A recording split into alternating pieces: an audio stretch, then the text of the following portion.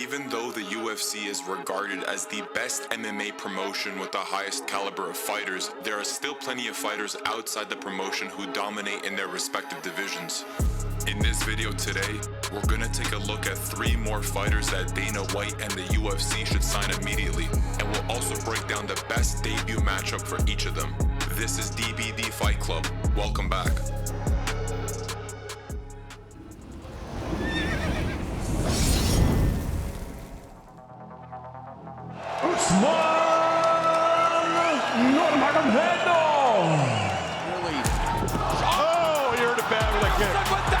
Usman Nurmagomedov doesn't just share the same last name as his cousin Khabib, but dominates the sport of MMA in his own fashion. At the age of 24, Usman became the lightweight champion of Bellator and has amassed a record of 17-0 with 1 no contest, 14 of those victories coming by way of finish. Usman is a student of one of the most influential coaches of our time, Abdulmanap Nurmagomedov. As you would expect, training with the GOAT Khabib and current UFC lightweight champion Islam Makhachev, Usman has tremendous sambo and wrestling skills and has lightning-quick takedowns and trips. He fights at an extremely fast pace and seamlessly dominates his opponents on the feet and on the ground. His level changes are unpredictable and tough to fight off, but where Usman really shines is in the striking department. If Khabib was to go train in Thailand, the result of that would essentially produce Usman Nurmagomedov. The Dagestani fighter has a really unique style that combines kickboxing, Muay Thai, and Taekwondo. He's a tall, lean, rangy fighter with exceptional technique and distance management, and is incredibly tough to read and even harder to counter,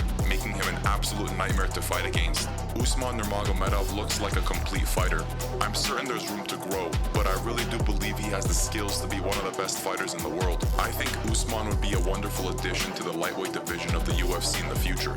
And even though Khabib might not like the fact that 2 of his fighters could potentially face each other, the current champ will one day vacate the throne and make way for new challengers. For a potential 2024 UFC debut, I would love to see Usman matched up with lightweight contender Rafael Fiziev.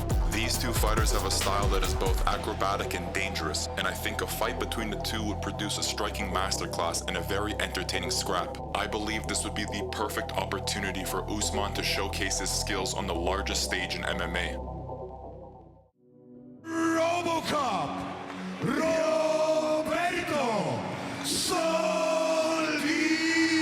Roberto Soldic is one of the biggest names in the sport to come out of Eastern and Central Europe. The Croatian fighter is the former 2-division champion of the Polish promotion KSW and now competes in 1 championship. He holds a professional record of 20-4 with 17 wins coming by way of knockout and is often referred to as the new Mirko Krokop. In 2017, RoboCop was tearing up the regional circuits of Eastern Europe before he got the call to step in on short notice to fight the KSW welterweight champion Boris Mankowski and demolished him for 3 straight rounds before his corner threw in the towel. 4 months later, his first title defense was against the current UFC middleweight champion Dricus du Plessis, but an overzealous RoboCop was unfortunately knocked out with a counter left hook by the South African fighter. Later that year, he avenged himself by knocking out du Plessis with a brutal combination of his own. Oh, and that was a left hook that finished everything!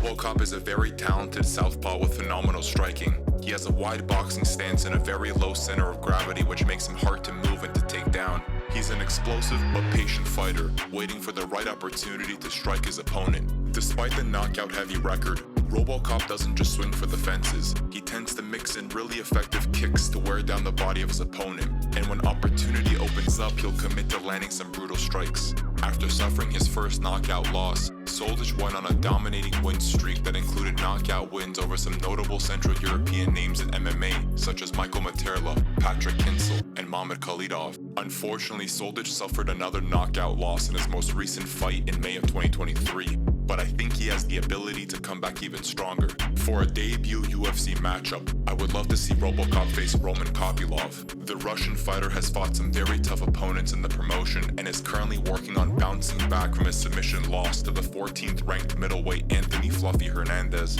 Both Kopylov and Soldic could greatly benefit from a highly anticipated contender matchup to bounce back from their recent losses and make some noise in the UFC's middleweight division.